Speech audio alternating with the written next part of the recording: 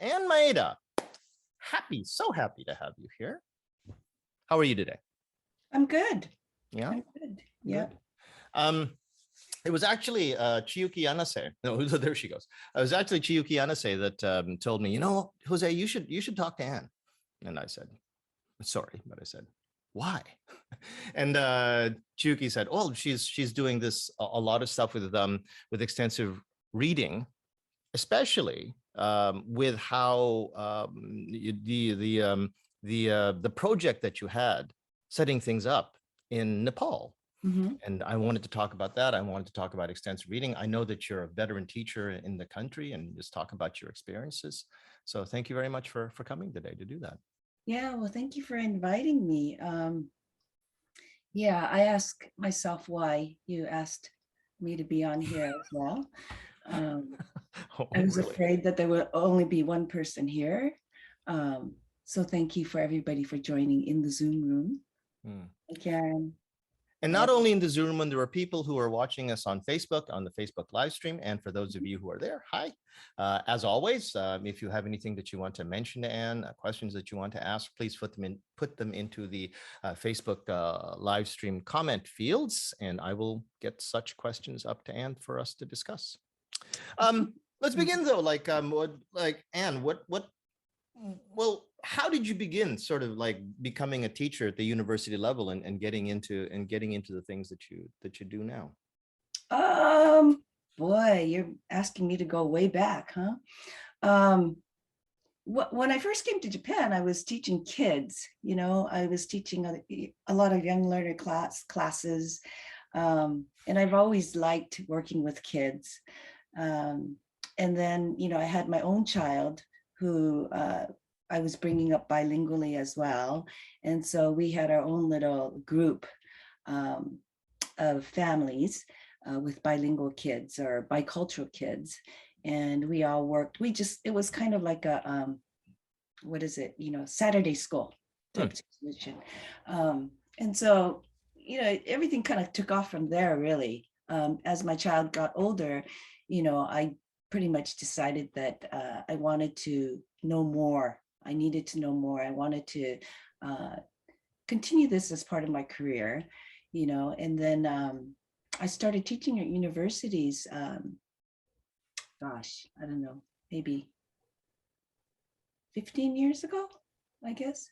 And because of my experience with working with young learners, the first few classes I taught were English for young learner classes. And that is about the time when it was really taking off in Japan as well, in elementary schools, English in elementary schools. So there was a demand for teachers that had a background in teaching young learners. And I think that's still true now, at the university level to be a teacher trainer for students that are interested in teaching young learners.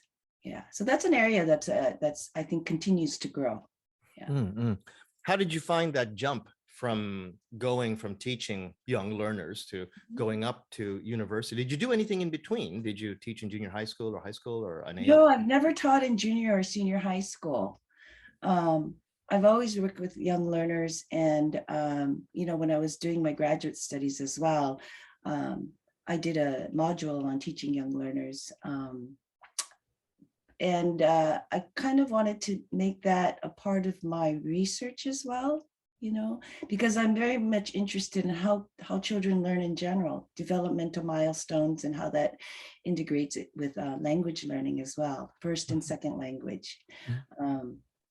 And I think that was a pretty solid background for me. And it's just kind of naturally segued into what I'm doing now. I also think that part of my area of interest is really looking at the development of young learners and teaching, not even teaching, but how they learn.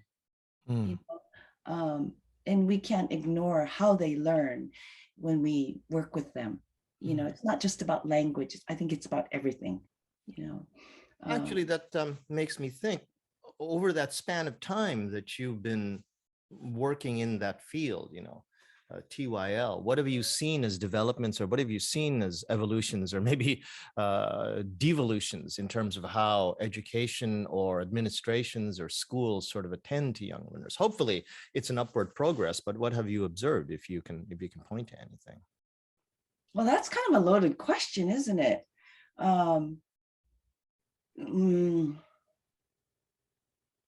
In Japan in particular, I think as opposed to other countries, there's always this feeling of having to level the playing field. I mean, I think next is that way, right? I mean, whatever you offer in public education, it has to go across the board to all public schools, right? So when English was initially introduced into elementary schools, it was introduced very gradually, but there was no consistency, right? And elementary school teachers, many of them were not prepared to teach English, because elementary school teachers, they teach all subjects, right? Right. They're supposed to teach math, science, everything. And so when English was starting to be introduced, many of the teachers were not prepared to do that. They're not trained to do that. They were uncomfortable with it. So that's why there were a lot of hiring of local native speakers, ALTs that were in the junior and senior high schools that were teaching. That's what the boards of education, they were reaching out to those people to help, right? But there was still no consistency. And I think maybe around, 2007, 8 or so, when they started making English, trying to develop English in elementary schools so that it would become a required subject, which means that they were looking for consistency, right? And so that's when textbooks were being introduced.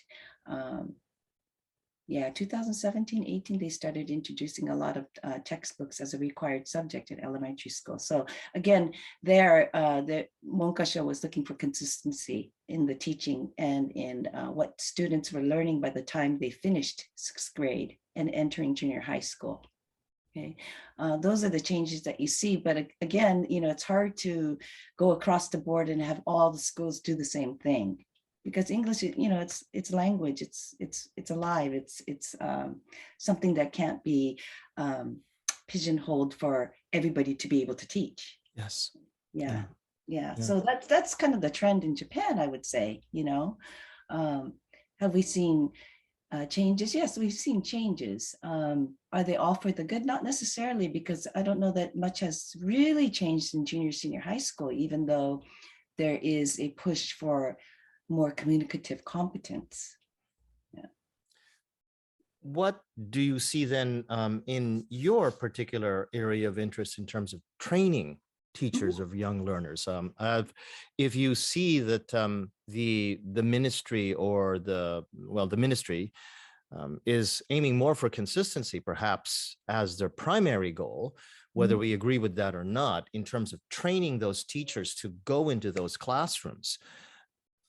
Sort of the same question, but what have you seen over the time that you've been doing it in terms of developments or trends? You're seeing good things, you think? Yeah, there's so many good teacher trainers out there. Chuki being one of them, Karen, all of these people, Trina, Mari, who was here, doing great stuff, right? Working with teachers, local teachers. There are lots of good trainers out there, lots of good teachers. And, when you go to any of the workshops and sessions offered by the BOEs, the teachers are very enthusiastic. Elementary school teachers are really, really, I think, they're willing to learn. They want to learn. You have some recalcitrants, of course. But on the whole, I would say working with elementary school teachers or working with teachers of young learners, students that want to be teachers of young learners, they're all very, very enthusiastic. How much time they have in the classroom, though, can be quite limited in what you're trying to achieve. It takes a lot of hours. for students to feel comfortable with English. And maybe not enough hours are being provided for kids in elementary school to reach those, those levels. Yeah. There are a few people in the audience, both, well, probably not as much in the Zoom room. I think I see nothing but veteran faces, and especially Mark. Hey, Mark. Here. But within OTJ, there's a whole range of people, and some of them are ALTs, some of them are teachers who just arrived in Japan during the pandemic, and maybe don't have the benefit of the experience that you have. And if you were to speak to those people who don't have perhaps the training, but they took on a job as an ALT, or they just got to Japan, maybe just this year as a jet.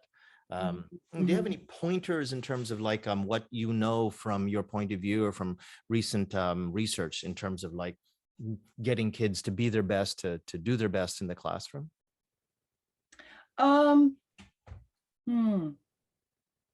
Basically, what would you say to a teacher of young learners who is not under your wing, and they don't have the benefit of being able to be trained by somebody like you or Karen or Chiyuki? I guess if you're new in Japan, like as a JET or an ALT, and you're going into the elementary schools, working with your co-teacher is really important, but be aware of what your role is in the elementary school. One of the things that I've often seen is in a team teaching situation with the Japanese teacher, the homeroom teacher, and the ALT, is that either the Japanese teacher takes it upon themselves to translate everything that the ALT is saying, or the ALT expects the Japanese teacher to translate everything. Okay. And that, I think, is a big mistake, because you deprive the students of an opportunity to listen to English and understand it for themselves and try to make sense of meaning. They cannot negotiate meaning when there's an immediate translation. Okay. Also, students start to depend on the translation, because they might hear a native speaker or the ALT speaking in English giving instructions. Okay. And then the Japanese teacher immediately translates it. Well, the kids are then going to be dependent on the translate. They know they're going to hear the translation. Right. So they'll just wait for that. And so the input is diminished considerably when that happens. Right. And so, I think from an early age, kids need to know that input is important and that they can figure it out. They don't need the translation. They can figure it out, but for many Japanese teachers, they feel that, oh, the kids aren't understanding, I have to translate everything for them. The ALT is feeling, they don't understand what I'm saying, so please translate. Okay, so yeah, I think that kind of training needs to happen, and why it's necessary not to do that. It isn't necessary to do that. Yeah. About a couple of months ago, Dr. Charles Brown came on to OTJtv, and one of the more interesting, memorable patches of conversation that we had was we got on to sort of a short list of things that he does in the classroom to make sure that his students can manage his English-only approach. So he speaks only English to his students, and they're mostly like what you were talking about. They're kids who are going through his teacher training program, and he encourages them to learn how to teach entirely in English. And he has this short list of do this, do that, speak more slowly, take more time between sentences and stuff. Do you have a similar sort of list of things? And when you're saying that you shouldn't be tempted to immediately start translating everything, and let's say I'm an ALT and I'm listening, wow, that's really important stuff, but exactly how do I transition from maybe not asking my JTE to translate everything? What should I do in my teaching style so that then these kids do eventually start to get what I'm saying only in English. Don't over-explain, demonstrate. I think one of the things that I see with novice teachers is the need to try to explain everything in English. You know, everything in English, but it's not really necessary. When classes are face-to-face, there's so much messaging going on without having to use words. And I think that's one of the things that I teach my student teachers, that you don't need to over-explain. Don't try to say everything in English and explain everything that's happening in English. Just show them. Yeah, I think that would be important. I also think I also teach many of my classes only in English at the university level. I teach content classes. And I think one of the important things is building rapport with your students. Yes. Having a really good relationship with them, and which will help them to not be afraid to ask questions. Okay. And I think one of the ways to actually build that rapport is knowing when to use English and when to use Japanese. When it is relationship building, and I want to be on very good terms with my students and for them to feel comfortable, I will use Japanese. When they ask questions after class, because they don't understand something, we can switch to Japanese and I will explain it to them in Japanese. Okay.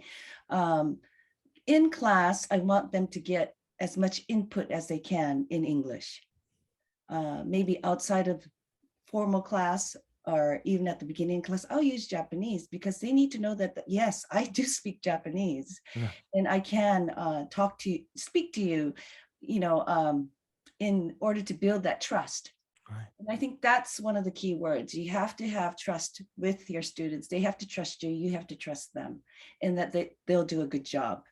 You know, I would say that not any teaching skill or any formal tips, but maybe I think that relationship building is really important.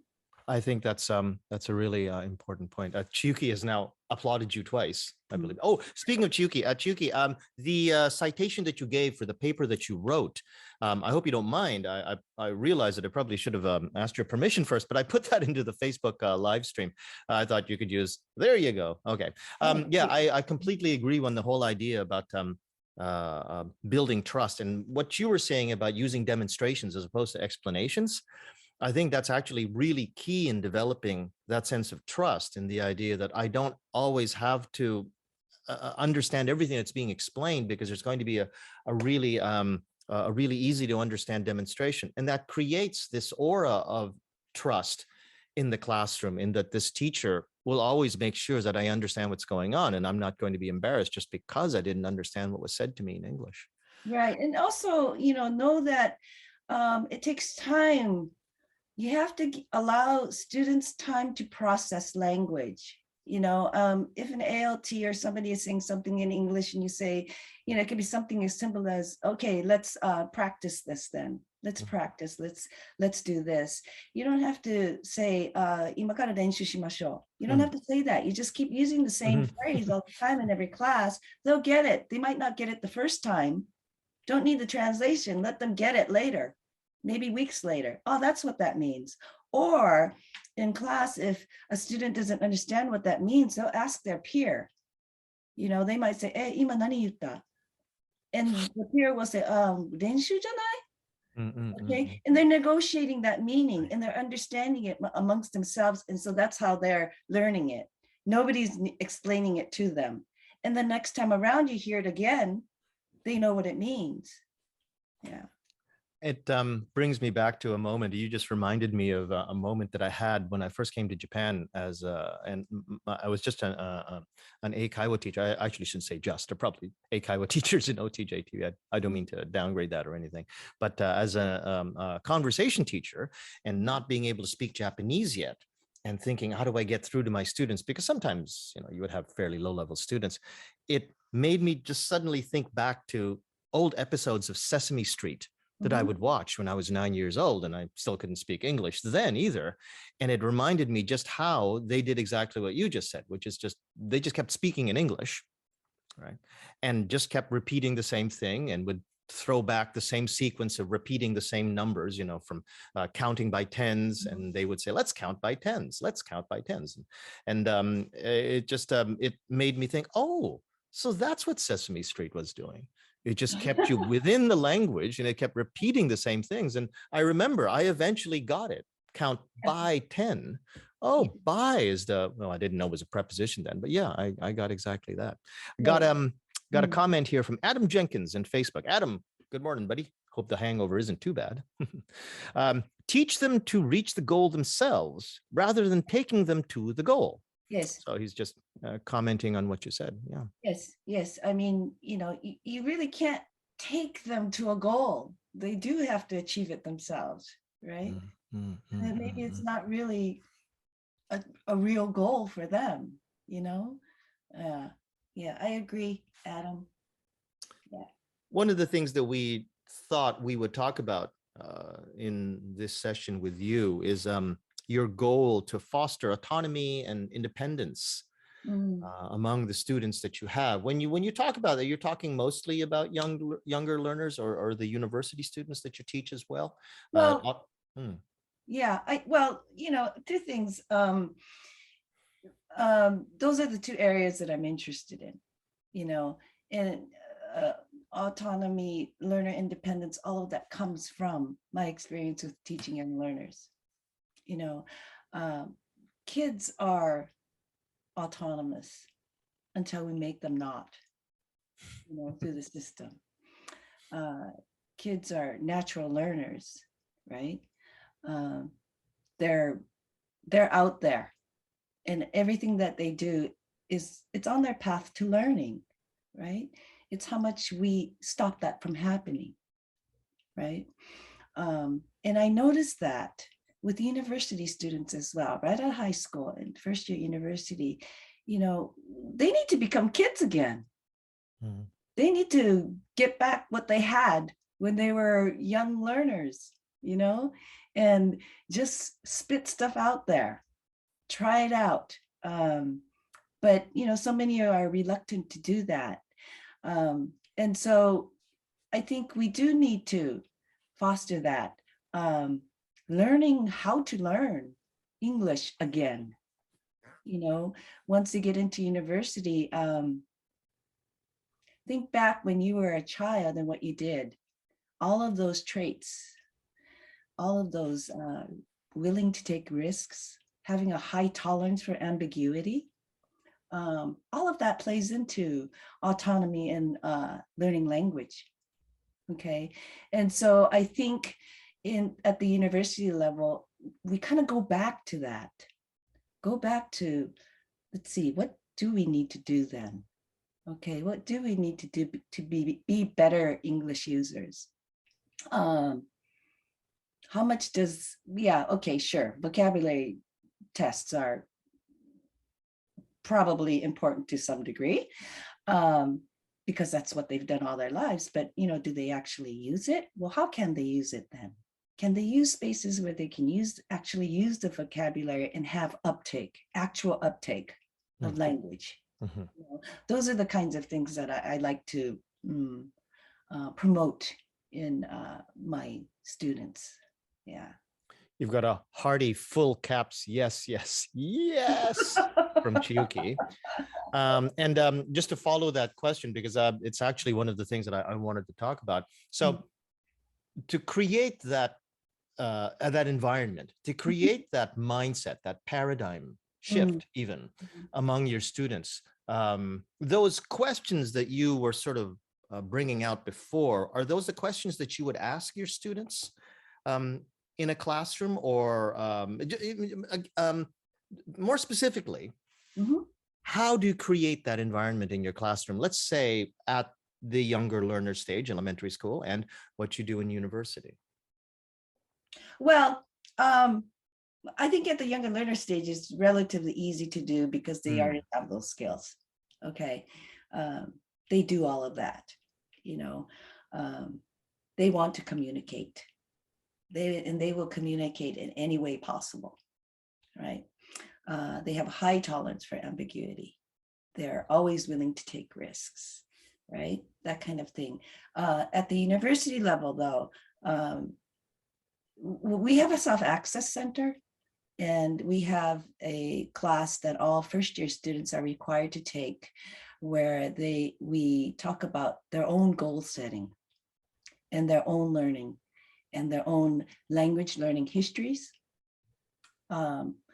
We ask them to reflect on their learning, on their English learning journey, you know, and why they are where they are now, and where they want to be, and how they are going to get there. Okay. And so it's asking them to reflect on their previous learning, and then based on that, what are the changes that need to be made in order for them to become English users. Okay, so we do a lot of goal setting, and not, they can have big goals by the end of the fourth year. What do they want to be able to do? Whether it's a job using English, whatever it may be. And you get these big goals, like I want to be able to speak fluently. Yeah. I want to be able to watch a movie without subtitles. Yeah. I mean, those are like watching movies without subtitles. That's a very high level goal. Yeah. And maybe not so realistic, but having them realize that it is a very high level goal, and maybe we need to break that down. Maybe. And why do you need to watch movies without subtitles? Asking those questions. So what is your real goal then? What do you want to do? Asking those questions, and to really look at themselves, and really look at what it takes to achieve some sort of fluency, I guess. Many students will say things like, oh, I want to score, 800 on the TOEIC. Okay, yeah, sure, you can take steps to do that. Okay, but what are those steps though? Right. Doing those practice tests right before the test, right before the exam, a month before you start, keep doing the practice tests, keep doing, some students will do that, which is an end in itself. If they achieve that goal, that's fine. But how much of that are they actually able to use in their daily lives? How much does it, I mean, they're going to forget a lot of that too. When you just cram it all in, you don't have that uptake. Okay. And so getting that authentic output becomes a bit more difficult. Okay. So we look at more long range goals, what it takes to get to somewhere slowly on a daily basis. What do you need to do? And to keep doing it, 15 minutes a day, speaking in English, even if it means opening up your refrigerator, or, lying in your bath and thinking about everything around you and speaking by yourself makes a difference. And you ask for 10-15 minutes a day of your own time doing something, just speaking in English, using the words. It seems so easy to do, but it's actually not. So many people won't do it because, for whatever reason, but those small little things, it's the small little things that add up that will improve you. Right. Yeah. And if it's okay with you, I think we've given the audience, both in Facebook and in the Zoom room, enough food for thought that we should probably be inviting them to join the conversation. So I'm going to make it so that people can unmute themselves. And if you have a question, use the raise hand button in the reactions panel, and then I know who's asking which question first. Or if you think it's a fortuitous moment, open up your microphone yourself and maybe ask us the question. There's still a few things that I think we're set to ask Anne, but one thing that Adam pointed out in the Facebook comments, Anne, is so I'll phrase his question this way. The stuff that you just mentioned just now in terms of getting that sort of environment going in the classroom, do you think modern textbooks or current textbooks, or do you see any current textbooks that actually do that well? in terms of setting those goals, in terms of fostering autonomy. And if you don't see a textbook that does it well, if you were going to write a textbook to foster that well, what would you do? That reflection journal, is that something that you think should be incorporated into most textbooks? Yes, yes. Concerning textbooks, I tend not to use one.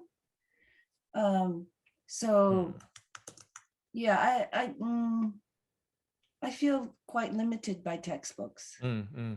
Mostly because, you know, I don't want to go through, there's some good material, some good stuff in a lot of textbooks, but I just want to take snippets from there, but I don't want to use the whole textbook.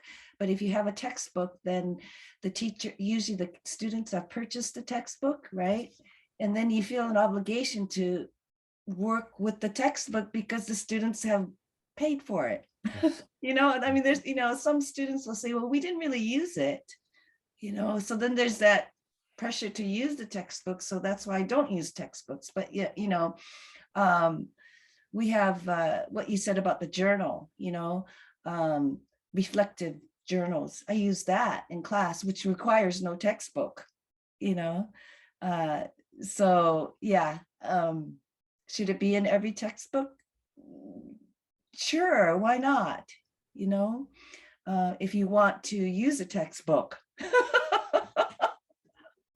I just made the case for not using a textbook. Sorry. Hey, you don't have to make the case to me because I hate using textbooks. Honestly, I'll say that out loud, and I know that other universities who people who are my bosses are in OTJ, and I'll tell you, I hate using those textbooks, but that's okay. I told them face to face too. Mary, you have a question? Actually, it's just on this, hi, Anne. It's just on this topic of textbooks, because just like you, Anne, I'm teaching a teacher training course for university students. And so far, everything I'm teaching is from my head, from my 35 years of experience teaching children. Have you found any good textbooks to use in the teacher training courses? Because there's one book I know of, and I've had the students buy it and said, and it's basically read this unit, and then later, this is what I don't like about this. So have you found anything, Anne? No. I know. Are you going to write one? You need to write one, Anne. No, you need to write one, Mary. Especially, I would say, especially with undergraduate students. Right, exactly. You That's know, what I'm teaching. Yeah, yeah. That's why I don't use the textbooks for those classes. Yeah. For undergraduate students that are specific in our context, no. Yeah. Haven't found one. I mean, you know, I might, you know, parts of a textbook, introduce parts of a textbook on classroom English, ways to use classroom management, that kind of thing. But no, not one that I would have all students purchase. Yeah. You know, Mary, that's, there you go. In my free time. You know, we had Charlie Brown here a couple months ago, and he's a teacher trainer, and he had some great ideas. I think you should all like get together for coffee and start talking about the whole idea of what a superstar lineup that would be of people who co-authored a book. Anne Mayeda, Charlie Brown, and Mary Virtual. Who wouldn't buy that textbook? Holy cow, that would sell. Let's see. No other questions. Just very quickly, Anne, how was the pandemic for you in all of these goals that you were doing in terms of teaching young learners and training teachers of young learners? How did you find the past couple of years, or how are you finding the past couple of well, I think, you know, in the first year of the pandemic, it was very challenging because the practicums, you know, where they actually go out to schools and teach, that was not happening. You know, all of those were put on hold. So my students that were doing the practicum in their fourth year, they could not go to the schools. Okay, so then how were we going to have them do a practicum then? We couldn't even be on campus, you know. So, you know, they were coming up with lesson plans and, you know, this is what we want to do, but they were all for face-to-face. and then the Zoom and the online is just not very conducive for a plan that has been geared for face-to-face, which is what they would be expecting, so that was very challenging, but that it was actually only the first semester that we had to put everything on hold. Second semester, we went back face-to-face. And you're fully face-to-face now? Yes. Okay. Yes, but our university has been face-to-face for quite some time. There's some a few weeks here and there where we went all online, but we went face-to-face fairly quickly. Yeah. So your other passion that you're well known for, extensive reading, what got you into that? Or was that something that you were doing all the time that you were teaching? Well, no, actually, when I came to my current university, they did have an extensive reading program, but it was quite small and it was an elective course. The library was quite small. Maybe it was just about, like the bookshelf, about the size of the bookshelf you see behind me. But that when I first got there, and as an elective, certain students would take it, but it really needed, I always felt that extensive reading was something that needed to be a required component, mostly because, students just don't read, right? I mean, even in their own language, even in Japanese, don't read. And, that's worldwide. I hear this in other countries as well. But if they don't start reading, they don't ever like reading. And then it's just kind of this circle of not reading, right? Reading. But you do see, so we expanded the library, made it a required component for all first and second years for 2 years. And we've seen, students picking it up. Not all students will, certainly. But we do see more students, feeling confident about their reading now. And then they're starting to read more in Japanese as well. They're starting to read novels in Japanese. You see that as well, which was actually quite surprising, but you have to start doing it in order to see if you even like it, yeah. I just want to acknowledge a couple of comments in the Facebook live stream before I want to ask a follow-up question to that, if it's okay. So first, Jim Ronald says, with other teachers on a shared course, we feel like we need to use a textbook to have a basically shared syllabus. In fact, my policy is to use the book enough for students to not resent the cost. On the other hand, whoa, it just jumped again, sorry. On the other hand, textbooks grade in various ways, and the places they grade are opportunities for teachers to innovate. Then another one here by Alex Burke. Student reflection is important. I've just had students look at the artificial intelligence capture of their voices on Flipgrid. They've analyzed what it captured and what they intended to say. After they use checkboxes to see what their sound issues are, and a second one to identify their goals for the next video. And just one that just came, sorry, and just one third one that came just now from Adam Jenkins. I don't see any reason why a textbook can't support things like goal setting and reflection, but I don't know of any textbook that tackles head on the difficulties students experience in goal setting. Just follow up to that question. So if these kids are saying, yeah, but I don't really read, then where do I begin? How do you begin? You tell them, well, just go to the extensive reading shelf and just pull out a book. Is that usually enough to get them on the right track? Or is there sort of like a scaffold? Like what I usually do is I tell them to go search for magazine articles on the internet on their favorite topic or their favorite sports player and start reading that. If they really feel that reading is just something they don't even do in Japanese, start getting into a habit of doing it in Japanese. And then if you're lucky, you'll find a translation site that'll do it, or a lot of software now. I showed this to my students, will translate very effectively, especially for students within the browser. The browser of your computer has a built-in translator now that'll translate any Japanese page into English. But what have you found up to this point is a good way to get them to scaffold up to get to that ER shelf in the library? Well, I think, with ER, they do need guidance, not just our learners, but teachers as well. when we first started our extensive reading program, I made the assumption that all the teachers knew what extensive reading was.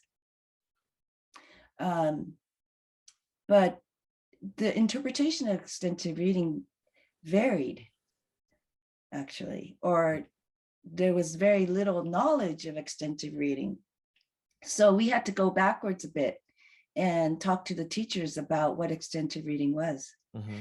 And to also have the teachers, initially we had the teachers show the students how to choose a book, how to choose an appropriate book, how to choose a book that they might be interested in, fiction, nonfiction, all the different genres.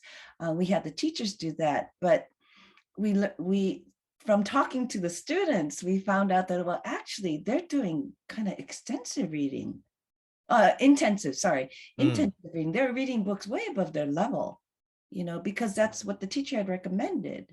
Okay, so that made us take a step back and say, okay, well, let's work with the teachers now. Get them all on board. I had made the assumption that they all understood it, okay, and that they were able to train their learners. But we took a couple of steps back, set interim goals, for the word count requirement, and then had the teachers also accompany the students when the students were getting training. Okay, so in other words, we took back the training of the teachers and of the learners. So we would have all of our first year students come into our eSpace, our extensive reading library, and show them how to do extensive reading with the teacher next to them. Okay, and then from there, the teachers are retrained, and now they get it, and now they can do it the next year for their learners. That's how, we kind of went back and forth a bit. Mm-hmm. Yeah. If you had made the assumption that I know what I'm doing about ER, you would have been wrong about me. I really don't know what I'm doing about ER. And it's one of the reasons why I was really looking forward to actually having you on the show, because I would like to know what a veteran ER teacher does. When you do look at implementations by teachers, what do you think you see commonly done that is something that you kind of like, furrow your brow a bit, like actually that might not be the best idea? Are there sort of common pitfalls that you see being done in ER programs that maybe you think is best dealt with in different ways? Not enough revisiting of ER in the classroom. Okay, so initially, at the beginning of the semester, everybody's on board and everybody's doing what they need to do. They're reading the appropriate books, all of that. Everything's fine, but slowly students will start to go back into more intensive reading. They'll want to read harder books. They'll start to read books that they're not interested in because it has a higher word count. Okay, I think teachers need to be aware of that, and that you need to revisit ER in the classroom and do it in the classroom. Mark often says sustained silent reading in the classroom, bringing books into the classroom and showing them the variety of books, okay, and to revisit how to choose the appropriate book. I think that has to happen throughout the semester. It can't just happen at the beginning and expecting all the students to reach all their goals and do it correctly by the end of the semester. Okay, I think that needs to be revisited. And that's what I would ask. That would be my ask. Yeah. Okay. Juki, you have a question or comment? Well, kind of comment, because what I've done in the EL classes, and I started reading as well.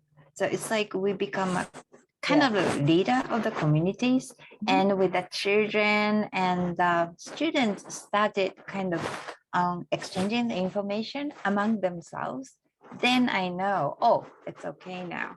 But until then, I usually go, well, I'm reading this one. Well, it looks kind of interesting. Oh, reading this one.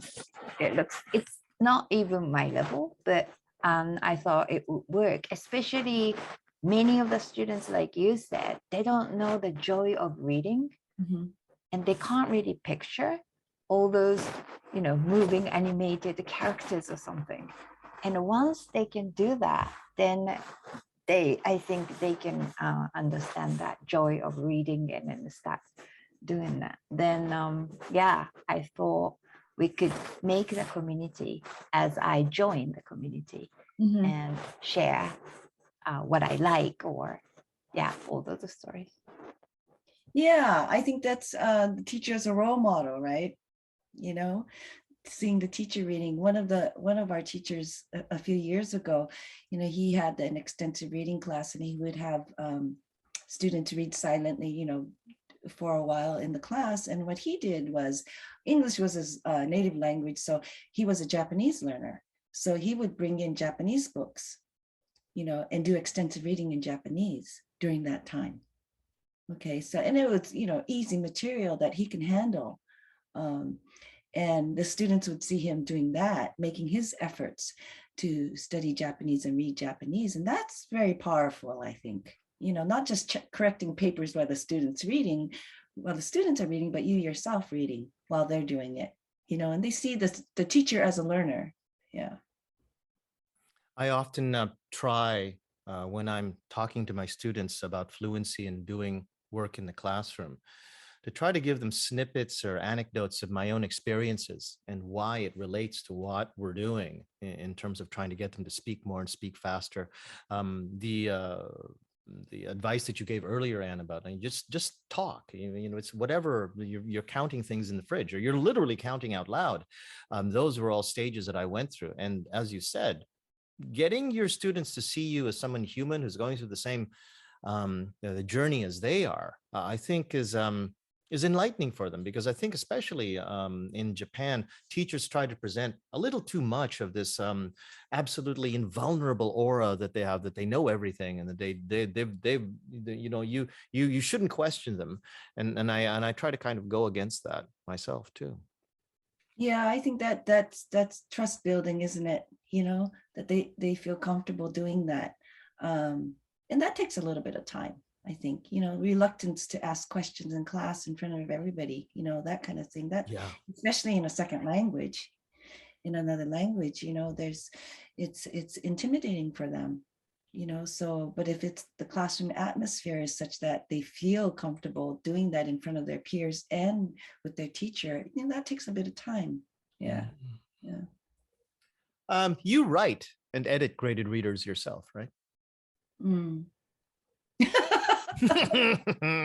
Yeah, I want to make you do PR whether you like it or not.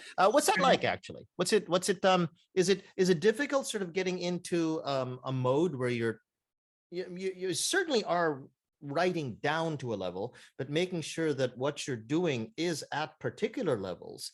What do you do? Are there digital tools that help sort of whittle stuff away that shouldn't be at that level, or what how do you go through that process? Oh yeah, there are lots of different tools that you can use for leveling with the Cepher levels, you know, A1, A2, different tools online, many good ones. Sentence length, you know, paying attention to sentence length. And, you know, my co-op editor and author, Katrina here, you know, she knows all about that as well. But, you know, this is the first time that we've written, well, for me at least, I think Trina has written other graded readers as well, for me to actually get into the whole editing process of these readers. And it was a process of discovery, really. You know, I learned a lot about, yeah. Like what? What did you learn? How much time it takes.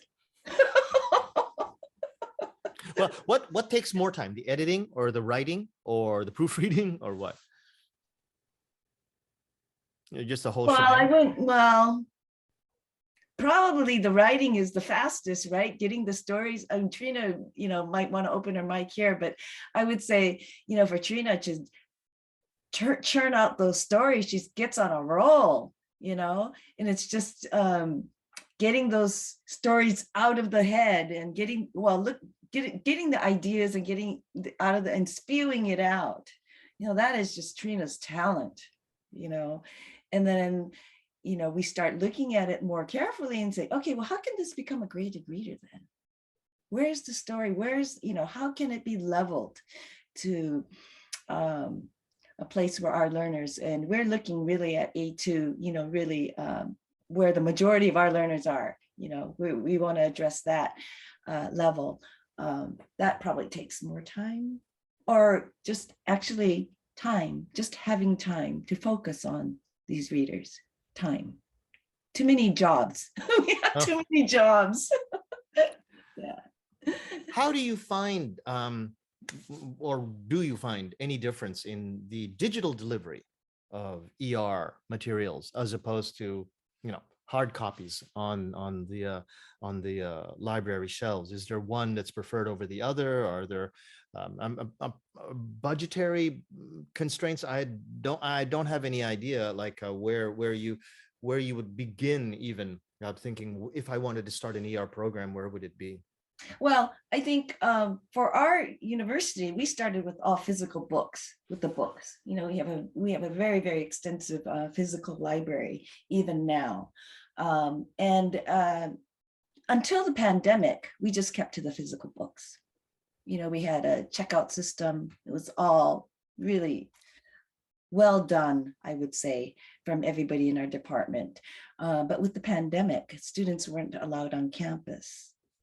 So when school shut down, initially, we could not do extensive reading because all we had was the physical library. So yeah. So in the second semester, we put in X reading, which is all the digital books, right? And we had to do that because otherwise the students were not reading at all. And we had to actually eliminate that component in the first semester, but we did want to add it back in. So we went with X reading. Okay. And what we found was that, when students start with X reading, they're fine with reading everything on their little phones.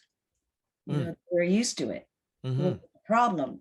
And then when we went back face to face, and we offered them the physical books as well, they could check them out, that kind of thing. They were limited in the number they could check out. And we had all these hygiene policies in place, don't touch, everything had to be cleaned all the time. It was taking a lot of time. And students initially, those that started with the digital books, were a little bit reluctant to read physical books, which surprised me. But that's what they started with. But now we see starting this year in April, I've been seeing a lot more students in the physical library because now they have the choice, they can do both.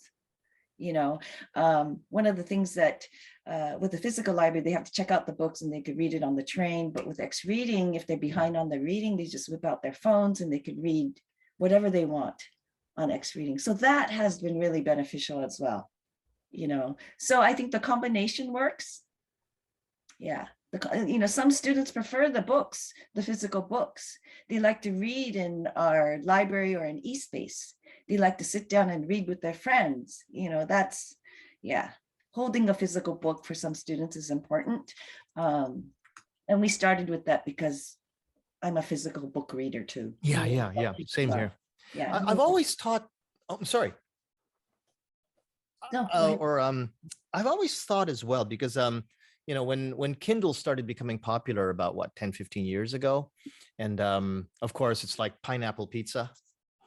The whole debate about whether it works or not, in terms of what do you prefer? Are you a digital book reader? Do you prefer your Kindle, or are you a physical reader? Do you prefer your newspapers, your magazines, and your books? And at the time, 15 years ago, I fell firmly into the camp of I like having a book in my hand. And then I thought, where does that sort of affinity for the physical presence of the book in my hands comes from?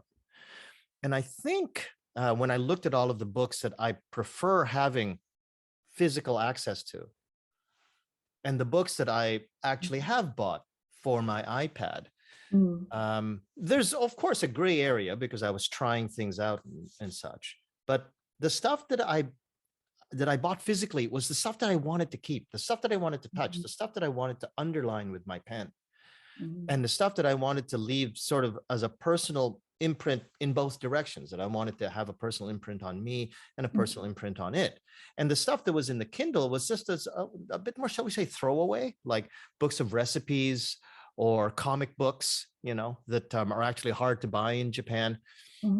And I think, at least for me, and I don't know if it matters for an ER writer like yourself, but the whole idea of a physical book, I think for me is the idea that it's something that I feel closer to. Mm, Whether or not that helps, in terms of, like, as Chiyuki said, helping our kids by being book sommeliers, mm, is something that might be interesting. I think when kids start saying, like I do, that I prefer a physical book, it might have something to do with their affinity to the subject or to the book mm, itself physically. mhm, mhm. Mhm. Yeah, yeah, I think, yeah. I mean, I like to read books that I want to get into, like novels, those kinds of things. I want the physical book. Mhm. Um, Digital stuff are, it's news and, what I read online and, like you said, stuff that kind of disposable, Mm, you know? mm, mm, mm, Um, mm, yeah, yeah. mm, mm. I think it just depends. I don't know. It's probably a little bit different for our students as well. What they prefer. Um, yeah, I much prefer the feel of paper for something I really want to get into. Even if it's an academic text. I kind of want the book, like you said, underlining. I don't know. I guess, yeah, preference. I don't know which is better. Yeah. Mm, mm, mm. Mm. Just want to acknowledge another comment that was in the Zoom chat that I do thoroughly agree, Daniel. There is only one correct answer about pineapple pizza. There is only one. Um, Now, talking about digital books and physical books, when you started up, and I really actually want to hear about this from the very beginning, but we'll use this as a segue. That project in Nepal to Mhm, bring extensive reading, mhm, I want to hear about that from the ground up. But at some point, maybe you could discuss what part digital books played in terms of getting access to kids, whether you would think immediately, oh yeah, digital, that makes it so much easier, you don't have to buy the books, but then maybe there was some other limitation for the kids to actually get access to digital devices to actually read those books. So tell us about that. I mean, that was the thing that wanted me to get you on the show in the first place, is mhm, asking about that project. Well, no digital books. We started with paper books. We Mm, started with physical books. Um, and, you know, gosh, it's been a while since that program has started, but when did it start? extensive reading really started in about 2014. We were kind of trialing it in some schools around 2013, trying to find schools that might be interested in starting a program, really getting a feel for the schools and the systems and the types of schools. We looked at, we visited so many different schools to see if we could, what kind of interest there was in extensive reading. And of course, extensive reading was, even now, it's pretty much unknown there, but, I started with extensive reading mostly because I was looking at, backing up a bit, Hmm. in my first trip to Nepal, I took a group of students there, and it was a trip to see if we wanted to make a program in Nepal part of our one of our ryugaku programs, Mhm. volunteer ryugaku, study abroad programs, short Right. term, um, and so I took a group of students there, and then seeing the situation on the ground, visiting schools and their lack of resources, lack of books. We talk about books here, land of plenty here, uh, overboard land of plenty here, Yeah. when you compare it to somewhere, to the schools in Nepal. No books, just textbooks, teachers books, and so that's why it was physical books, the overabundance that is here. We brought them over there. We could have brought any books really, but I think because of my background, I wanted a program that would be meaningful for the students in the younger years to be something that they had with them and could not be taken away from them. And that is a love for reading, you know? And so that's where that started. And so, you know, when I got back to Japan from that trip, you know, mulling it over and talking with a lot of people about it, and, you know, thinking about in terms of funding and research and funding, you know, it had to be a program that it's going to be sustainable. Not just bringing books over and here, there you go, you know, but okay, here are the books. This is how you can use it. This is how it will improve their studies. How they can be by grade 3, 4, you know, they're reading a lot. It impacts their future. That kind of sustainable program, and not just a one-off thing. So it had to be a system. It had to be a program, and not just bringing things over. So, supplies or whatever, you know. Yeah. And extensive reading, I think, is doable because physical books aside, replenishing the physical books aside, it's fairly easy to understand and convince people that it's good, and it's concrete. It's easy to cascade, okay, to other teachers. Yeah. So that's, and, you know, giving learners choice, right? In what they want to read, that whole concept even. Usually if there's just textbooks, teachers are assigning reading, there's no free reading. There's no reading for enjoyment, because there are no books to enjoy to read. You know, that kind of, those ideas are embedded in extensive reading, you know. Autonomy is embedded in extensive reading. Yeah. When you say we started the project, who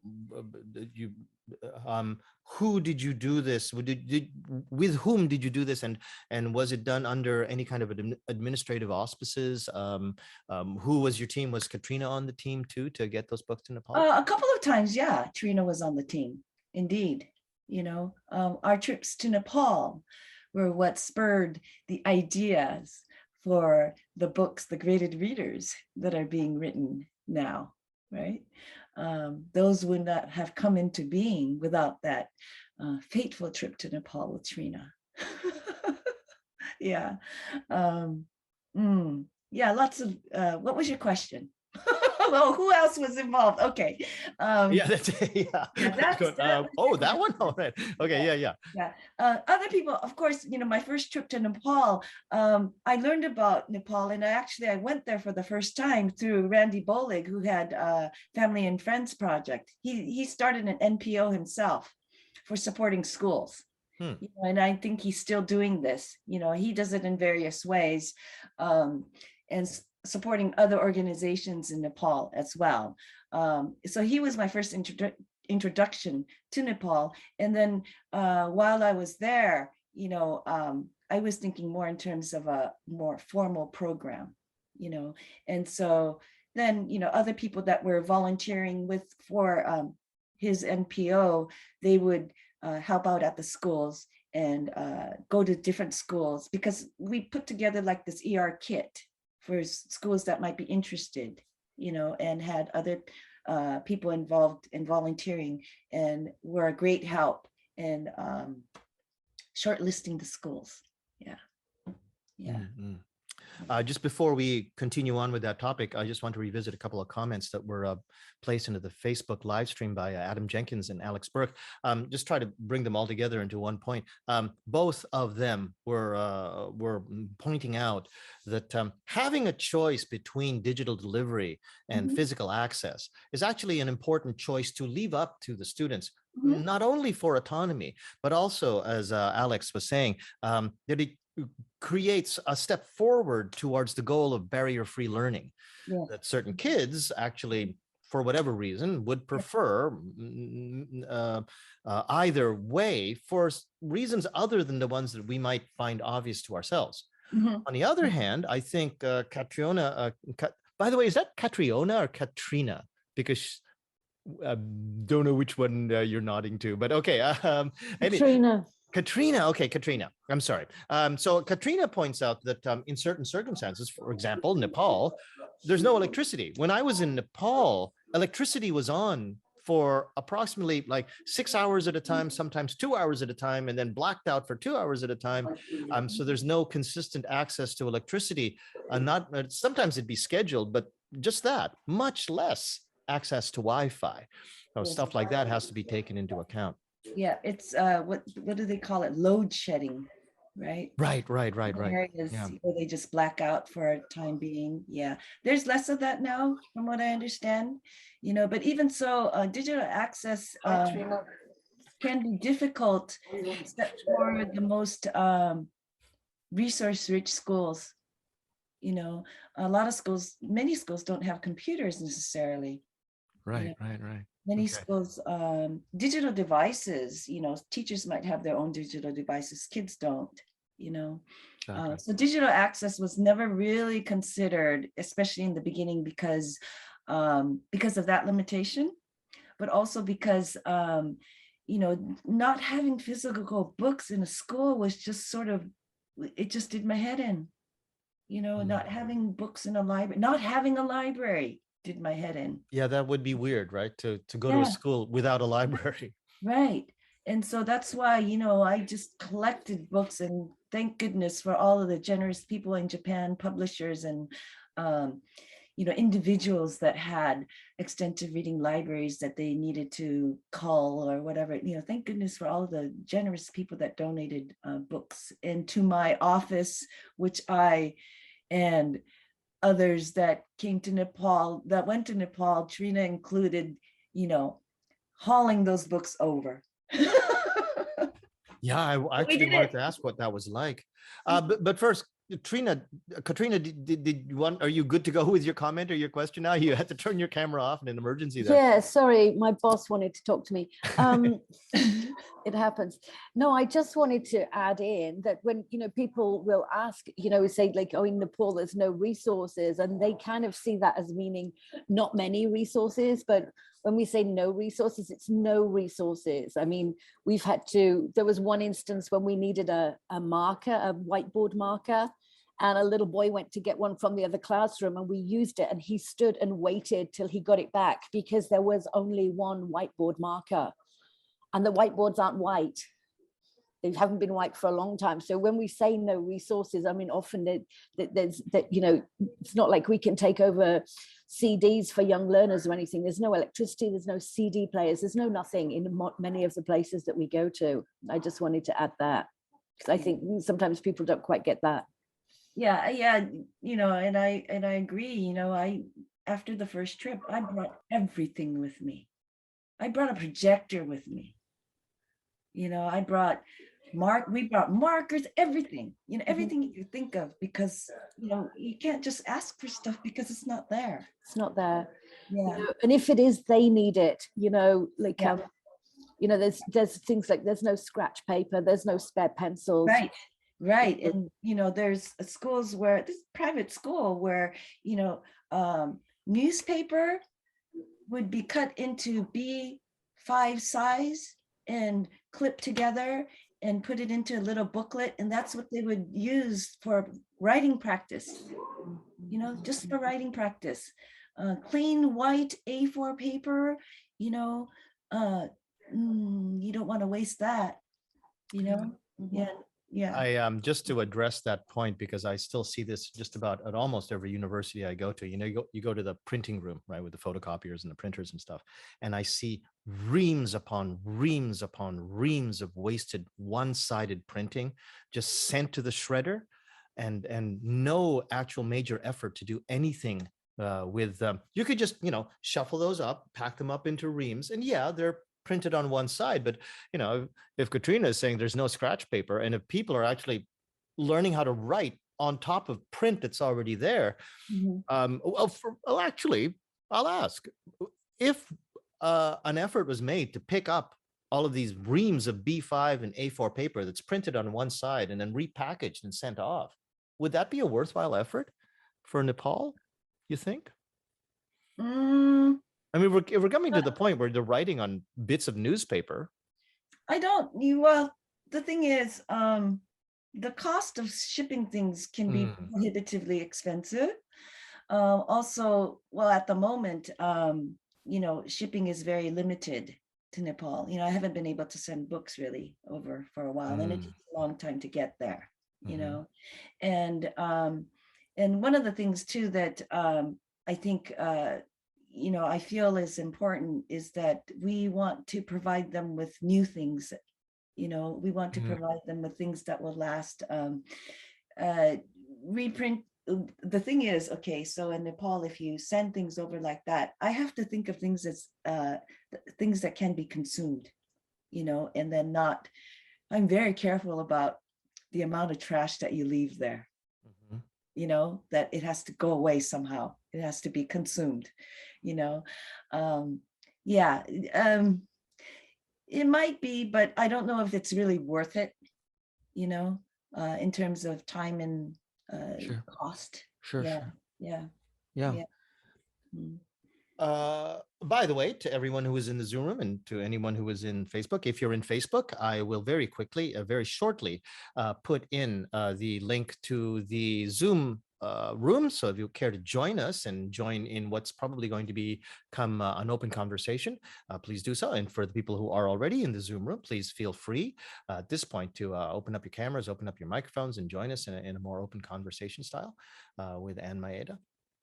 And what other sort of, I don't want to say problems, but sort of interesting obstacles or hurdles that you encountered that maybe you weren't expecting in terms of starting an ER program in another country, in another culture?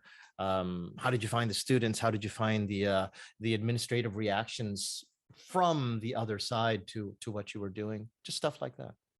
Oh gosh, so many different things, basically, because I didn't have backing, from any huge entity, no DepEd support or any of that kind of stuff. It's very, very difficult to cascade. Sustainability, I've always said that it has to be a sustainable program. So you train to the teachers and you keep going back and doing more training and doing all of that. Earthquakes happen, pandemics happen, puts a stop to that. One of the things with countries like Nepal, which is a developing country, is that they're very, very dependent on volunteer support and resources.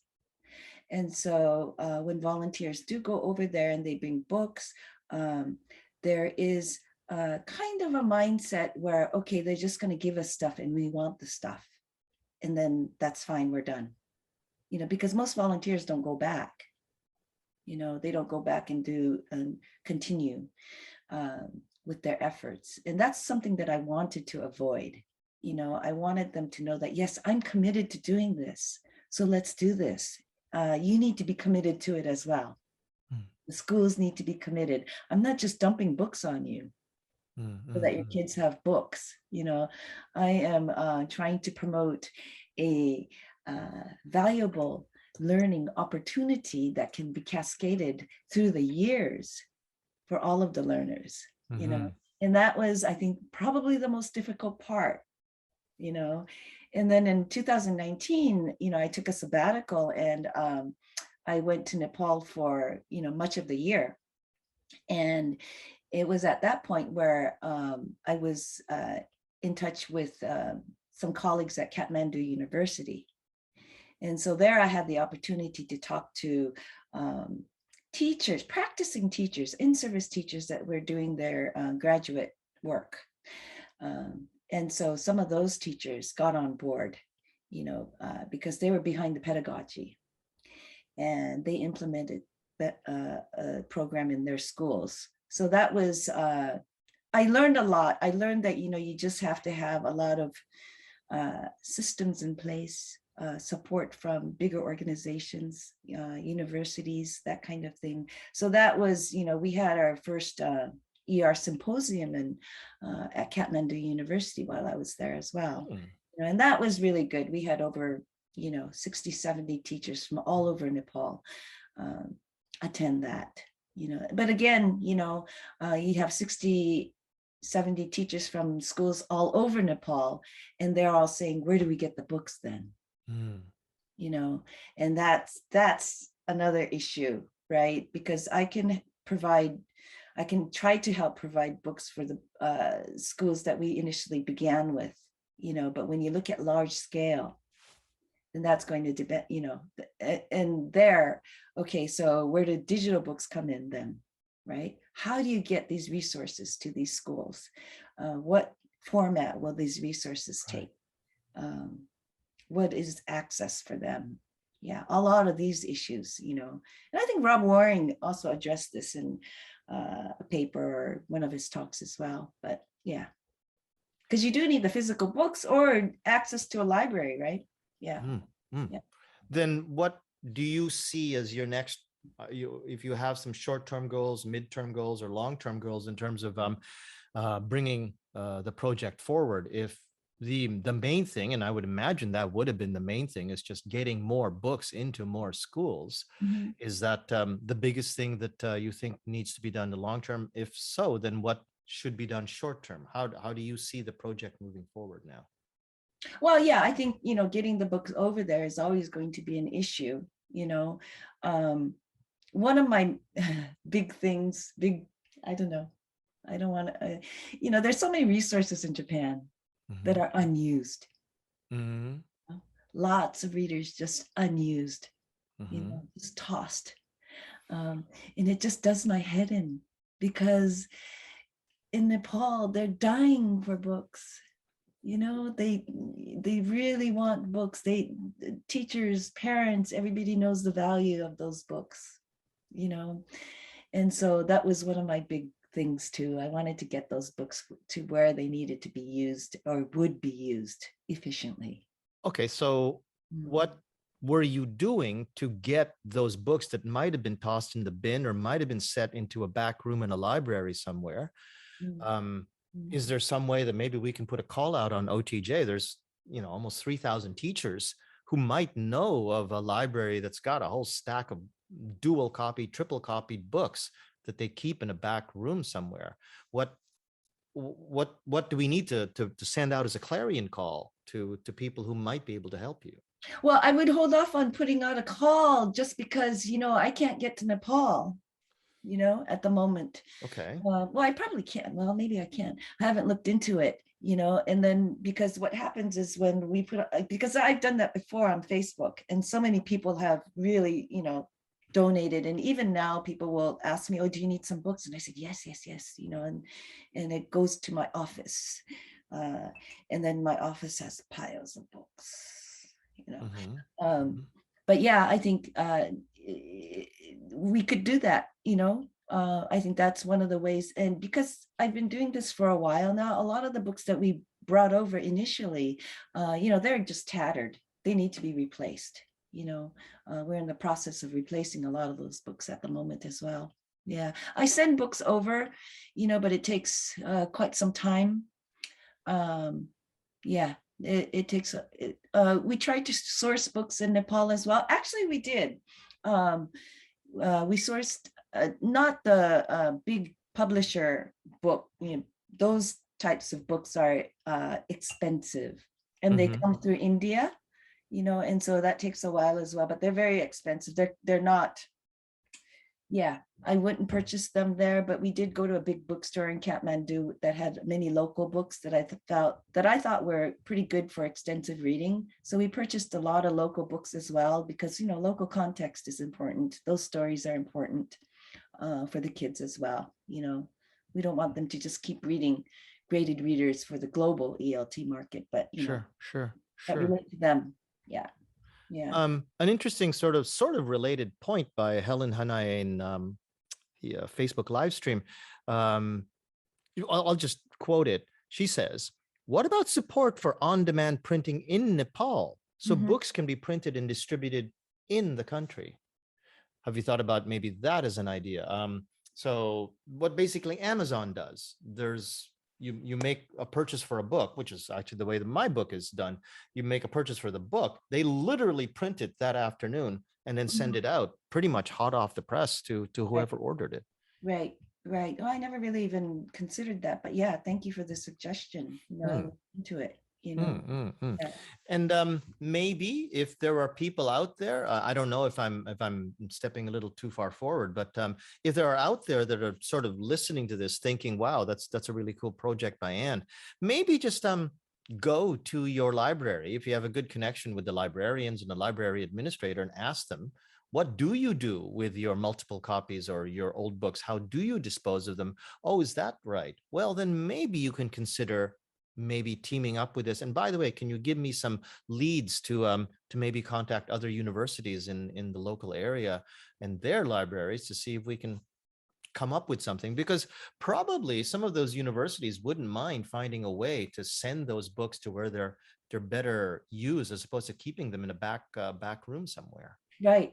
Right. Yes, definitely. You know, yeah, a shout out to everybody, you know, interested.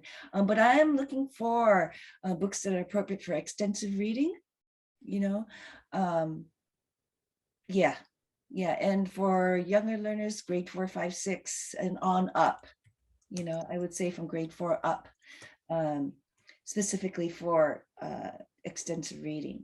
Yeah, that would be, you know, what I would request.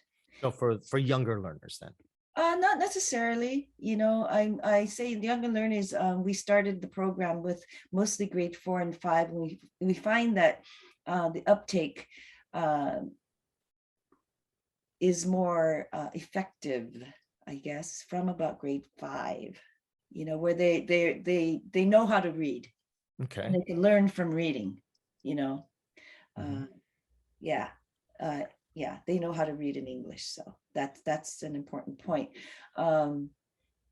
Also, let's see, well, yeah, but you know, I have to also give a huge shout out to everybody that has contributed, you know, so far. Big publishers have been so kind in sending me a lot of overstock, you know. Small publishers as well have sent me books that have been just published because they heard about my program. And shout out to them too. There are too many to mention.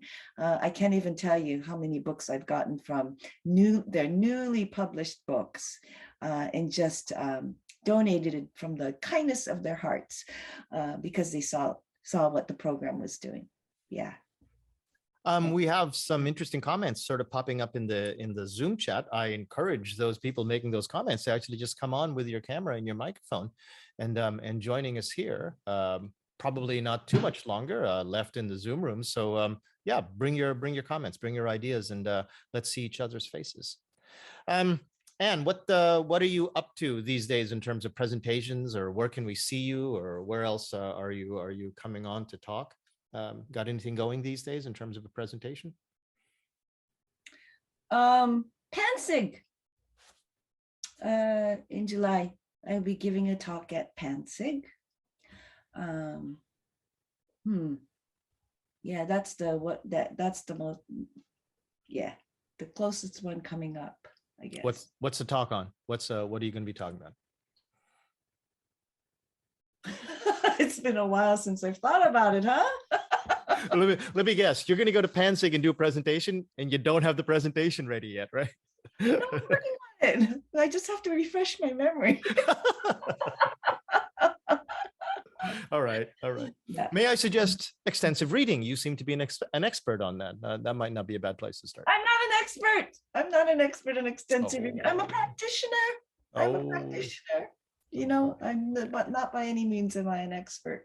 You know, there is plenty more experts on extensive reading. I just take it the way that I think, you know, helps learners. So yeah. Okay. Yeah. Jim, welcome to the room. Did you want to chime in with a bit of a comment? Jose, what interested me was that when you started saying about your take on extensive reading, you said, go and find something online, something you're interested in, read it. And in fact, the expert practitioner said you should have a range of reading, but we tend to end up with graded readers as everything. Of course, there's a wide range of graded readers, but what you said should be part of the mix. And I think we tend to miss it out because it's not provided by publishers, I suppose. It's not promoted. Um, oh, first, Anne, did you want to comment on what Jim just said? Yeah, I agree with Jim to some degree. One of the things that I tell my students is when they are in our self-access center, and we have lots of magazines, lots of different magazines, very visually pleasing. Some of our students like to cook, so they look at Bon Appetit. They look at some of our students are really into fashion, and they Architectural Digest. They're into architecture, whatever, and they look through the magazines, and you see them starting to read it, right? Because I mean, in terms of extensive reading, the level is probably too high for them, but they're interested in the content. Right. Right. They're very interested in the content. And so I said, yeah, sure. Add it to your word count as part of extensive reading, because, it might be above their level in terms of some vocabulary, but if they're interested in the content, go for it. Yep. Don't be so confined. It should be what you are interested in reading. Yeah. Another hint I give to my students who are sort of slowly taking their baby steps towards doing more, or giving themselves more English to get into their system, to English input, is to take any DVD, whether it's a rental or something that they own, any DVD, any Blu-ray, especially of Japanese movies that they like, and while they're listening to the Japanese soundtrack, while the DVD was rented in Japan, it'll almost always have English subtitles in it. And just watch the movie again, but this time with the English subtitles on. And yeah, maybe sometimes you're going to get wrapped up in the story and start watching the Japanese movie as a Japanese movie, but those English subtitles are there. And their presence will eventually start to rub off on you, and you're going to start thinking, oh, and start seeing patterns in the speeches. Just start opening yourself up. You don't see all of these opportunities until you start trying them for yourself. Right. Yeah. Incidental vocabulary, right? Right. They notice. You start to notice things. Yeah. Agree. Jose, I have to bring you up to date, right? Our students don't buy CDs, DVDs, Blu-rays, they stream. So, but fortunately, they can turn on subtitles for that too. Yes, that's right. That they stream Netflix and Amazon. That's what I don't like about Amazon, is that you're either stuck with the voiceovers or the subtitles. But okay, still they're English subtitles. They can get into that with those things too. Those things next to the fax machine. I don't know how I can turn the camera to show you my multiple bookcases of CDs and 4K Blu-rays. By the way, nothing beats a 4K Blu-ray in a home theater system. Just thought I'd throw that out there. Totally unrelated to ER and what Anne came here to talk about, but I just thought I'd say that yes, I'm a dinosaur, but I know why I am. Embrace your dinosaur. Yeah, and it's okay to be a dinosaur. Just don't assume that your students are. So you're quite right. You're quite right.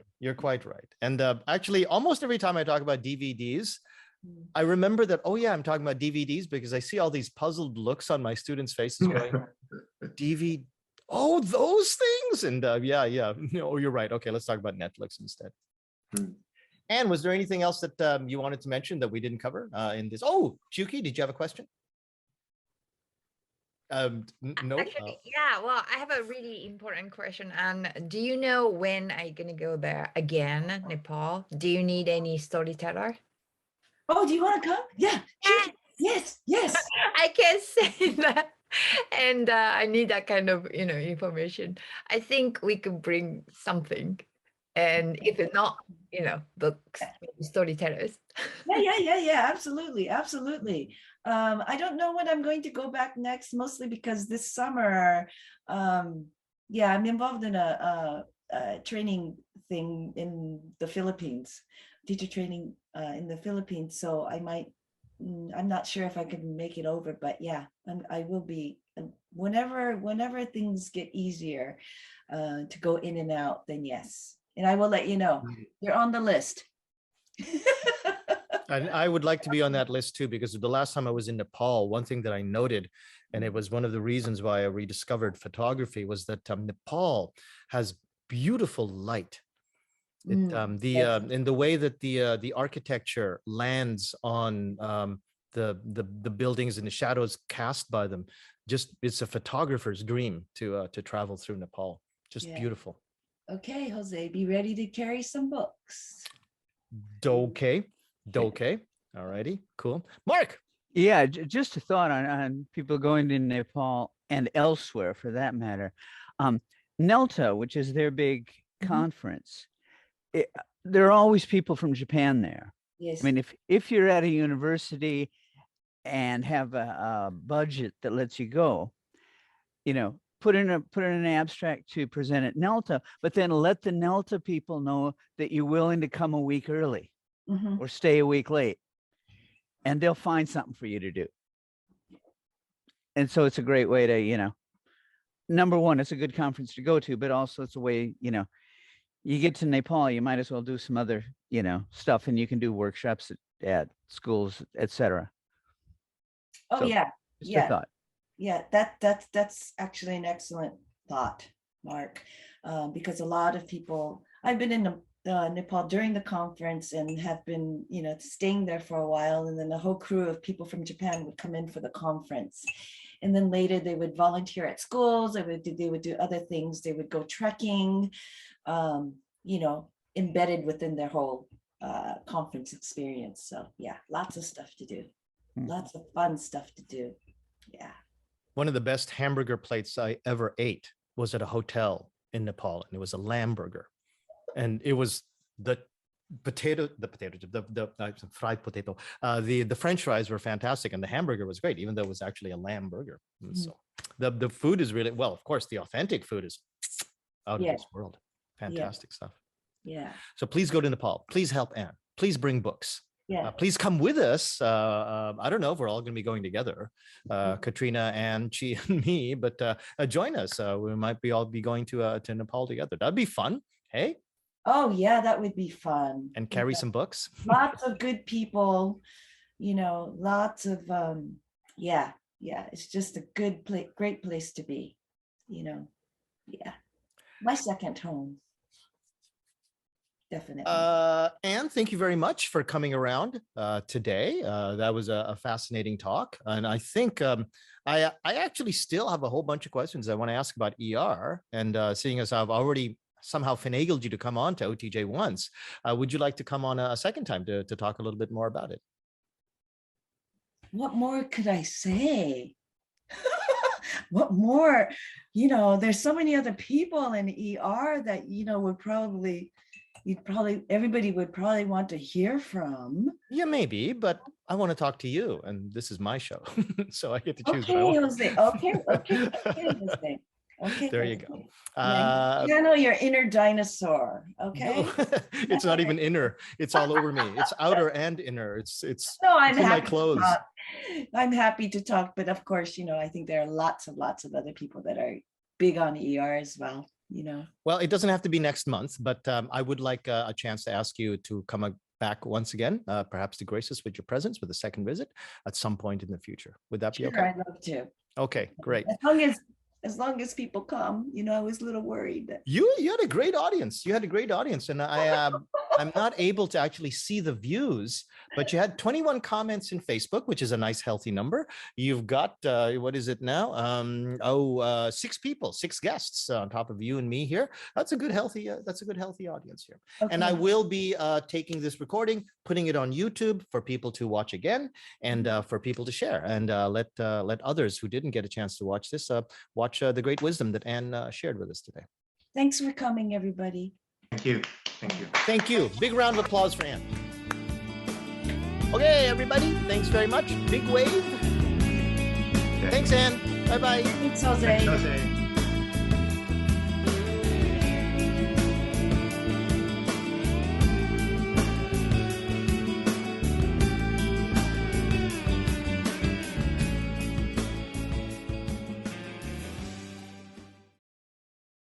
Okay, I got 3 minutes. I'm gonna go to the bathroom. Okay.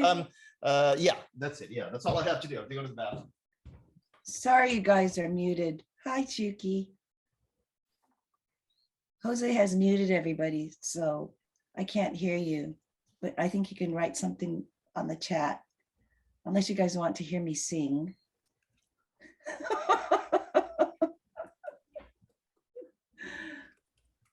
I don't know if I'm supposed to let people in. I suppose I should, huh? Should I? Okay. Since our wonderful host is in the bathroom.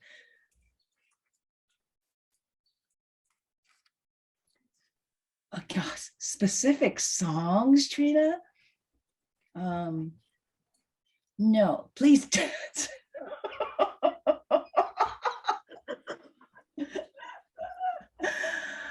Okay, well, you guys can sing because no one can hear you.